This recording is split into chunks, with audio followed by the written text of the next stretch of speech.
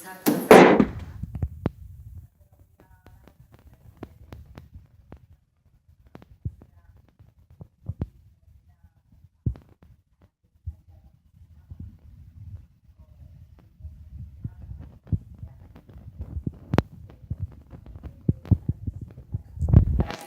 todos vosotros, acompañados en esta presentación, después de tantos años que hemos estado trabajando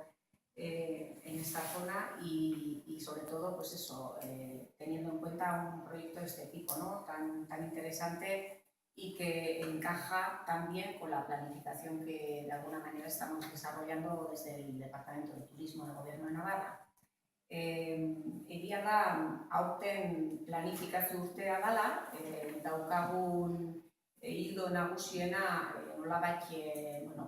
plan estrategikoa gauzatzea da, zuekin batera egingo dugun lan hori, baina noski ez gaude geldirik eta planifikazioarekin batera ekitaldi asko martxan jartzen ari gara ere, eta nolabait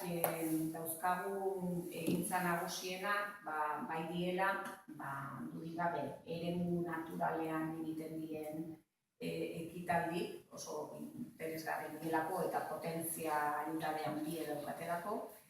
gastronomia ere badakizue oso importantea dela Nafarroan, eta turismo kulturala eta naturala potentziatzea.